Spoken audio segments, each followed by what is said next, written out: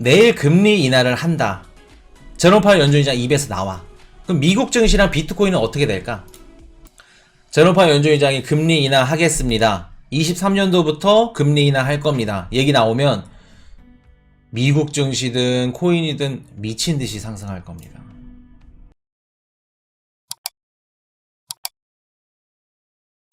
비트 17.8K 가격이 살짝 올랐네요. 18K까지 찍었다가 떨어졌습니다. 떨어졌고 일단은 어제 제일 중요한 지표 중에 하나였던 미국 CPI 발표가 예상치보다 좋게 나왔습니다.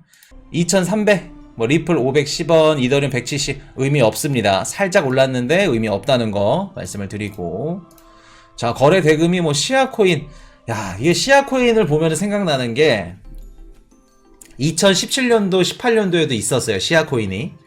그래서 한 가지 좀 번외로 말씀을 드리면, 코인이슈가 그때 자발트 엽전 코인을 모을 때라서 그때 고민했던 게 뭐 있었냐면 시아코인, 도지코인, XP코인이라고 있습니다. XP코인이라고 일본의 그 코인이 있는데 지금 있는지 없는지 모르겠어요.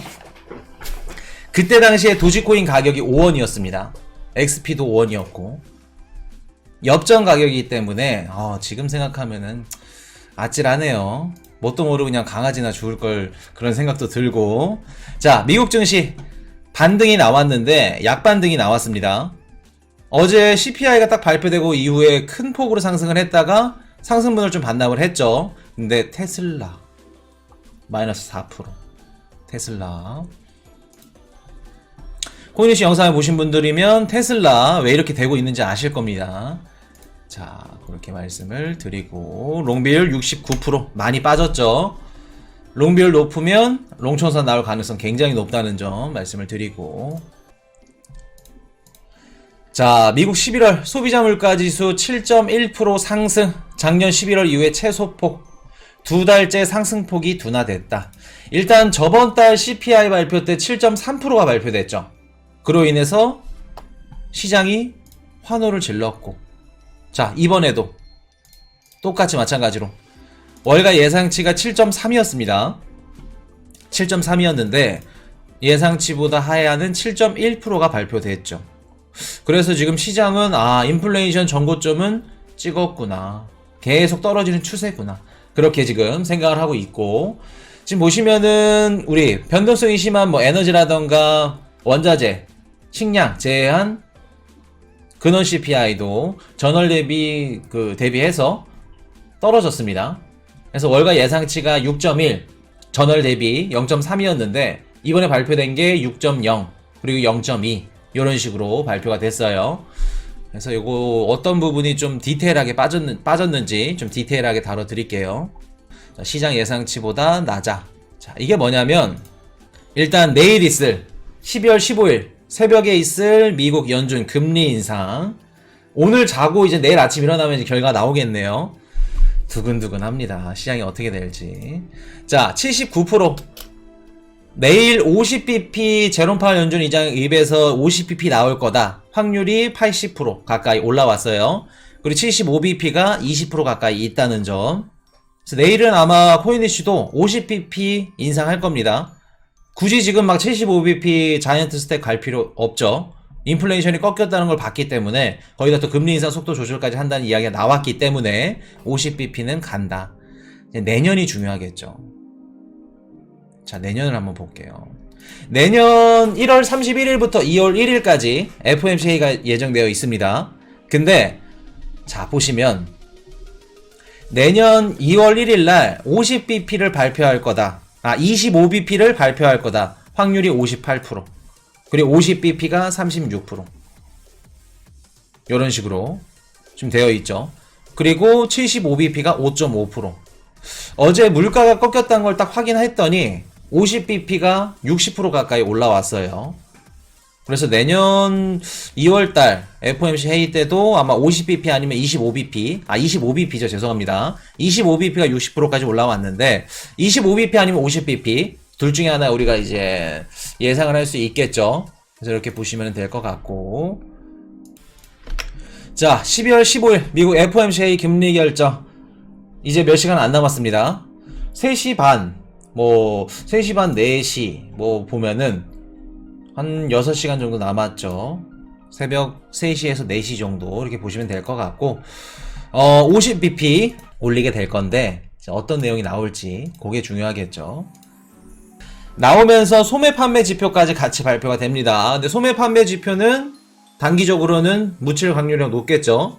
그리고 유로존 금리 결정 발표되고 이번 주만 총 30개 국가, EU 국가 다 19개 포함해서 30개 국가 중앙은행이 금리 인상을 결정합니다. 그래서 50bp를 할지 25bp를 할지 그런 것들이 결정이 되고 또 16일날 금요일날 미국 증시 내만여의 날 4가지 상품이 그 옵션 만기가 겹치는 날이죠. 그래서 변동성은 아주 심할 거예요. 올라가면 좀 큰 폭으로 올라가던가 떨어지면 좀 큰 폭으로 떨어지던가 미국 주식은 그렇게 될 겁니다. 근데 우리 코인 시장은 뭐 올라가나 떨어지나 힘들다 그렇게 말씀을 드리고 그리고 10월 16일 이거 ECB CPI 유럽 CPI 발표되고 EU CPI겠죠. 그리고 23일날 근원개인 소비지출 PCE 요거까지도 중요합니다. 그래서 요거 지표로 인해서 이번 연도는 마무리가 되고 내년에 얼마나 금리 인상을 할지 그런 것들이 이제 정해지겠죠. 자, 일단은 CPI 발표치에 대해서 좀 정리를 한번 해드릴게요. 파월 노인네 23년 금리 인하 발언하기를 금리 인하 발언은 쉽지 않겠다. 좀 초를 쳐서 죄송한데 금리 인하 발언은 어렵죠. 지금 안 그래도 어제 주식시장 오르고 이미 좀 알고는 있죠. 연준도 물가 꺾였다는 거 이미 알고 있을 겁니다. 알고는 있는데 크게 뭐 매파적으로 이렇게 발언을 하기는 해야 될 겁니다. 아직까지는. 자, 왜 그런지 말씀을 드릴게요. 왜 그렇게 안 좋은 얘기를 해야 될지는. 자, 요거 표를 좀 보여드리면서 말씀을 드릴게요. 또 우리 킹투진님이 좋은 표를 또 갖다 주셔가지고. 자, 12월 어제 발표된 이제 CPI인데 좀 디테일하게 조목조목 좀 뜯어보겠습니다. 보시면은 음식이 0.5%, 전월 대비는 좀 떨어졌죠. 전월이 0.6이 상승했는데 0.5. 그래도 상승이 나왔다는 거 10.6 큰 폭이죠. 그래서 푸드 앳홈 뭐 우리 외식 뭐 이런 것들도 이런 식으로. 근데 에너지가 빠졌어요. 에너지가 저번 달에 1.8이 나왔는데 이번 달에 마이너스 1.6 빠졌다는 거. 자, 지금 에너지가 마이너스 1.6이라는 거는 식량에서 많이 올랐는데 에너지가 커버를 쳤구나, 상쇄를 시켰구나. 그렇게 보시면 될 것 같고, 자, 이렇게 쭉 보면은 뭐 가솔린, 퓨얼 오일 해가지고 이렇게 쭉 빠졌습니다. 근데 이제 에너지 서비스 이쪽은 좀 살짝 이쪽도 빠졌네요. 이쪽 빠졌고 유틸리티도 빠졌고 이런 식으로 쭉 빠지다가 우리 중고차 가격도 빠졌습니다. 우리 만화임 지수가 역대급으로 거의 2년 만에 200 이하로 떨어졌죠. 마이너스 2.9. 중고차 가격도 빠졌고 당연히 중고차 가격이 빠지니까 신차 가격도 빠집니다. 미국 시장은 어떻게 된다고 말씀드렸었죠? 미국의 렌터카 기업들이 보통 2년에서 3년 정도 신차를 막 몇백만 대 구입해. 그래서 그걸 다 렌트로 돌린다. 그래 놓고 중고차 시장으로 나온다. 그렇기 때문에 미국의 신차나 중고차 가격은 상관관계가 있다. 그렇게 보시면 될 것 같고, 그래서 중고차나 신차 가격이 빠졌습니다. 자, 신차 가격 보시면 0인데 저번 달이 0.4였어요. 0으로 떨어졌다는 건 신차 가격이 빠졌구나. 그렇게 우리가 해석하시면 되고, 많이 나왔던 상승했던 부분이 어디냐면 쉘터, 주거비는 0.6. 근데 전월 대비해서 떨어졌습니다. 주거비도 0.8이었는데 0.6. 그래서 이런 지표들이 자 보시면은 뭐 교통비도 0.8에서 마이너스 0.1, 그리고 의료비도 마이너스 0.7에서 마이너스 0.7. 그래서 대체적으로 좀 꺾이는 추세구나. 7.3을 예상했는데 7.1이 나와서 좋게 받아들인 것도 있지만 디테일하게 조목조목 뜯어봤더니 전체적으로 다 추세가, 물가가 꺾이는 추세다. 그렇게 시장이 받아들였어요. 그래서 중고차나 뭐 항공료나 의료비나 전체적으로 다 하락을 했습니다. 그리고 신차 역시도 전월 대비 하락을 했다. 그리고 전체적으로 다 하락을 했고 시장이 좋게 받아들였죠. 자, 근데 이제 디테일하게 들어가겠습니다. 이번 주 주거비가 0.8% 나왔죠. 이번 달 12월 달 그 주거비가 0.6이 나왔고 저번 달 0.8이 나왔어. 자, 그러면 코인이슈님 렌트비는 6개월 이후에 최소 6개월에서 1년 정도 반영이 늦게 된다고 했는데 시차가 존재한다고 했는데 주거비가 빠졌네요. 그러면 지금부터 적용이 되는 건가요, 주거비가? 아니죠. 이번에 주거비가 낮게 나온 이유는 뭐냐면 미국에 있는 이제 호텔 요금들이 우리가 뭐 호텔스 컴바인이라던가 이런 숙박 어플로 이제 많이들 잡죠. 해당하는 호텔 요금이 전체적으로 좀 빠졌어요. 하락을 했기 때문에 요렇게 저번 달 대비 낮게 나왔다. 그리고 중요한 우리가 생각하는 뭐 임대료, 우리 또 임대 등가 가치료라고 해서 월세 이제 사시는 분, 집을 갖고 계신 분들한테 지금 만약에 월세를 받는다고 하면 얼마를 받으실 건가요? 그거를 조사해서 그런 통계 자료들이 주거비에 들어간다고 말씀을 드렸었죠. 우리나라는 이제 반영이 안 되고 해당하는 임대료는 상승을 했습니다. 그러면 우리가 주거비도 꺾였네요. 전월 대비해서 그렇게 보시면 안 된다는 거예요. 주거비가 꺾이는 건 아직 나오지 않았다. 지표는 이렇게 나왔지만 이해되셨나요? 우리가 저번 11월달 고용지표가 좋게 나왔는데 요목조목 다 따져보니까 풀타임 직업들은 다 이런 해고율이 늘어났고 2잡, 3잡, 파트타임 직업들이 늘어났네. 고용의 질이 안 좋아졌지 고용시장이 절대 좋은 건 아니다 라는 것과 똑같습니다. 이해되셨나요? 그렇기 때문에 주거비는 아직 하락하지 않았다. 빠지지 않았다. 그렇기 때문에 지금 전체적으로 봤을 때 에너지를 제외한 서비스 물가는 여전히 상승 중입니다. 올라가고 있어요. 전월 대비 조금 빠졌다 그뿐이지 서비스업은 상승 중이다. 그래서 우리가 이게 CPI가 꺾였으니까 다음 달에도 CPI가 좋게 나와야 되냐? 그렇게 분석하기에는 많은 좀 괴리들이 있다는 거죠. 맞지 않다는 겁니다. 그리고 보시면은 이번 지표를 전체적으로 딱 둘러봤을 때 많이 빠졌던 게 휘발유 가격, 원자재, 그리고 우리가 쓴 에너지, 이런 상품 같은 이제 주요 요인들. 지금까지 인플레이션이 막 급등하고 이런 것들이 막 러시아 우크라이나 전쟁도 있었고 그로 인해서 원자재나 뭐 식량이나 이런 것들이 문제가 됐었죠. 근데 우리가 지금까지 인플레이션이 상승했고 이렇게 영향을 받았고 그러했던 부분들이 많이 빠졌어요. 많이 빠졌고 단 끈적끈적한 거. 우리가 알고 있는 임금, 최저임금.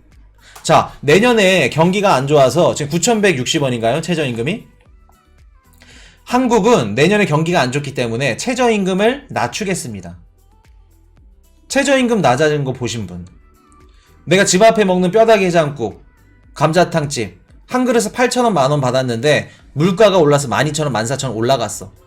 감자탕 가격 떨어진 거 보신 분. 내가 옷을 사고 뭐 쇼핑을 했어. 이것저것 뭐 한 개에 만원짜리인데 뭐 안 좋대. 경기가 안 좋대. 8,000원, 7,000원 할인한 거 보신 분. 치킨값 떨어진 거 보셨나요? 한 번 올라간 물가는 떨어지지 않습니다. 절대 내려가지 않아요. 임금도 마찬가지입니다. 내년에 경기가 너무 어려우니까 집주인분들이 월세 가격을 낮춰주겠대. 물론 막 착하신 분들은 그러실 수도 있겠죠. 한 달에 월세가 100만원인데 50만원 낮춰줄게. 내년에. 그러신 분들이 계실까? 경기가 힘들다는 건 월세 사시는 분들만 힘든 게 아닙니다. 집주인도 힘들다는 거예요. 안 떨어진다는 겁니다. 자, 그러면 우리가 이번에 많이 하락했던 뭐 유가라든가 이런 것들. 자, 원유 가격만 한번 놓고 볼게요. 원유 가격이 지금 전월 이번 달에 지금 많이 빠졌는데 앞으로 더 빠질 거라 생각되시나요? 물론 경기 침체로 인해서 수요가 떨어지면 빠질 수도 있을 겁니다. 근데 러시아 원유 가격 상한제가 뭐냐면 정해놓은 60달러였죠. 정해놓은 금액 이하로 빠지면 어떻게 돼요?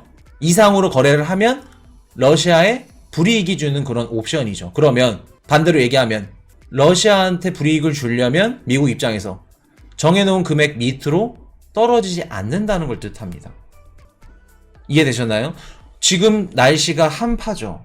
오늘 너무 춥더라고요. 이제 한파 시작인데 원유 가격, 천연가스 수요량 줄어들까? 늘어날까? 가격은 어떻게 될까? 자, 식량 가격. 식량도 이제 코인 이슈 영상에서 지난 영상 꼭 챙겨보세요. 재밌습니다. 요소 비료가 없어. 부족해서. 그래서 내년 작물 이제 농사 짓는 분들이 거의 힘들어. 밀이라던가 쌀이나 내년에 식량 문제 올 거다라는 말씀 드렸었죠. 또 요소 비료가 천연가스 또 관련돼 있어서 천연가스가 공급이 안 되면 비료를 못 만듭니다. 자, 그러면 내년에 물가는 어떻게 될까? 지금 9.1을 찍고 7.7, 7.3, 7.1 이런 식으로 빠졌어요. 추세적으로는 떨어지는 거 확인했습니다. 코인이슈도 개인적으로 아마 9.1을 넘을 확률은 좀 낮지 않을까. 거의 없다고 보시면 될 것 같아요. 만약에 뭐 중국이랑 대만 전쟁이 터졌다. 아니면 러시아 우크라이나 전쟁이 막 확산돼서 뭐 이런 게 막 뒤집어졌다. 그런 변수들 제외하고는 중국이 뭐 무너졌다. 뭐 이런 것들. 그런 변수를 제외하고는 9.1을 다시 찍기는 어렵다. 그러면 우리가 최고점 테스트는 이미 했다. 그리고 물가도 추세적으로는 떨어지는 거 알겠어. 떨어지는 거 맞습니다. 맞는데 지금 7.1에서 이제 앞으로 우리가 원하는 건 연준이 2% 원하고 있죠. 7%, 6%, 5%, 4%, 3%, 2% 떨어지는데 지금 구간부터는 어떻게 떨어진다? 끈적끈적하게. 끈적끈적하게. 지금은 금리 인상 뭐 속도 조절도 하고 물가도 떨어지고 있으니까 막 기분 좋죠. 미국 증시 오릅니다. 코인도 오릅니다. 근데 6% 이젠 들어가면 그때부터는 야, 물가가 빠진다고 시장이 오를까? 지금은 물가가 최고점을 찍었나 안 찍었나 시장이 궁금해하고 있죠. 그리고 물가가 다시 튈까 안 튈까 의심하고 있습니다. 그렇기 때문에 시장이 오르는 거고. 어느 정도 들어가면 물가 이제 어느 정도 이제 들어서면 6%, 5% 이제 들어서면 물가 빠지기 힘들다. 진짜 많이 빠지더라도 끈적끈적하게 힘들 거다. 그러면 우리가 원하는 2%, 3% 드라마틱한 물가 하락은 없다. 그렇게 보시면 될 것 같아요. 그렇기 때문에 우리가 좋은 얘기만 좋은 생각만 해서는 안 된다. 금리 최고점 테스트했지만 물가는 이제 지금부터 빠지는 거는 순댓국이 가격이 안 떨어지듯이 최저임금이 가격이 안 떨어지듯이 끈적끈적하게 안 떨어질 거다. 그럴 때 내년에는 고물가로 우리 살아야 된다. 그렇게 보셔야 됩니다. 이렇기 때문에 연준에서 금리를 높은 채로 계속해서 가져간다는 겁니다. 고물가 저성장 시대일 듯해요. 우리 이제 블록 경제가 들어서면은 어쩔 수 없어. 고물가 저성장입니다. 왜? 친한 블록 애들끼리만 서로 주고받고 성장하기 때문에. 기존에 막 뭐 중국이 만들고 미국이 사주고 그런 식으로 폭풍 성장이 일어날 수 없어요. 그렇게 보시면 될 것 같고. 자, 그래서 보시면은 지금 우리가 이제 물가라던가 뭐 인플레이션에 대해 막 너무 환호만 하면 안 되는 게 뭐냐면 원자재, 에너지, 뭐 상품, 인플레이션에 지금까지 직접적으로 영향을 줬던 지표들이 빠졌지만 임금 상승이라던가 뭐 서비스 인플레이션, 소비들 요런 것들은 줄어들고 있지 않다. 그거 중요하다는 거 말씀을 드리고, 그리고 이번 달 이제 내일 있을 미국 금리 인상은 50bp 그렇게 보시면 되고, 내년에 2월 1일 날 금리 인상은 25bp가 지금 한 60% 가까이 올라왔다는 거 그렇게 말씀을 드리고, 자, 이제부터 좀 중요한 얘기 들어갈게요. 12월 1일 날 제롬 파월 연준의장 이제 브루킹스 연구소에서 이런 얘기를 합니다. 그때 이제 노동시장과 뭐 이제 경제 관련된 이제 회의였죠. 연설이었고, 그러면서 주거비를 제외한 서비스 가격 추세는 더 넓은 인플레이션 압력을 반영하며 인플레이션 미래 경로를 측정할 때 중요하다. 그리고 노동력이 부족해서 지금 경제활동을 안 하는 분들이 너무 많다. 부머 인플레이션 요거 얘기하는 겁니다. 그럼 제롬 파월 연준의장이 하고 싶은 얘기가 뭐예요 지금? 일단 주거비는 물가에 직접적인 영향을 주고, 그리고 지금 우리 미국 고용시장 노동력 부족이다. 노동력이 부족하기 때문에 앞으로 더 신경을 써야 된다. 라는 얘기를 하고 있는 거죠. 자, 그러면 주거비랑 노동력 부족 이 두 섹터에서 지금 의식을 하고 있다는 건데, 자, 제롬 파월 연준의장이 금리 인하 발언을 한다? 어떻게 생각하시나요? 자, 산타랠리 지금 몇 프로인지 한번 봐야지. 얘가 43%, 아니오가 57%. 얘도 많네요. 자, 제롬 파월 연준의장이 내일 금리 인하 얘기를 할 수 있을까? 만약에 코인 이슈는 금리 인하 얘기 절대 못한다고 생각합니다. 요거는 틀리고 맞고를 떠나서 이것도 걸면 안 되지 또. 못할 거예요. 자, 왜 못하는지 말씀 한번 드릴게요. 내일 금리 인하를 한다. 제롬 파월 연준의장 입에서 나와. 그럼 미국 증시랑 비트코인은 어떻게 될까? 제롬 파월 연준의장이 금리 인하 하겠습니다. 23년도부터 금리 인하 할 겁니다. 얘기 나오면 미국 증시든 코인이든 미친 듯이 상승할 겁니다. 폭등할 거예요. 폭등. 자, 폭등하면 어떻게 될까? 인플레이션이 어떻게 될까? 7.1 꺾였는데 다시 올라간다는 겁니다. 미친 듯이 올라갈 거예요. 왜? 자산시장 가격이 상승하면 인플레이션도 당연히 상승하죠. 우리 작년에 생각해 보시면 돼요. 유동성을 미친 듯이 공급해줬어. 코로나 때 돈이 막 많으니까 주식들이 막 올라. 야, 내가 갖고 있는 주식이 막 올라. 그랬더니 어떻게 됐어요? 막 애플, 테슬라 샀는데 막 얼마 벌고 비트코인 막 8천만 원 가니까 안 팔아. 매도 안 하더라도 돈을 번 거 같아. 야, 나 지금 얼마 벌었다. 차 사고, 명품 사고, 아파트 사고, 부동산 가격도 미친 듯이 올라가니까 어떻게 돼요? 가만히 그냥 앉아만 있었는데 서울 아파트 사기만 했는데 막 4억, 5억이 올라. 야, 돈 벌었대. 차 바꿔야 된대. 소비가 늘어납니다.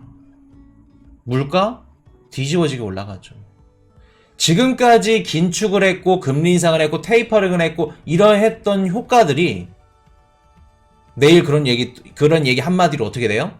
그냥 지워져 버리는 겁니다. 상쇄되는 거예요. 없어지는 겁니다. 공든탑이 무너지는데 이영래님 할 수 있을까? 절대 못하지. 자, 인플레이션이 감소한다는 거는 실질 소득이 증가한다는 겁니다. 자, 이게 무슨 뜻이냐? 보세요. 골드만삭스에서 이런 얘기를 합니다.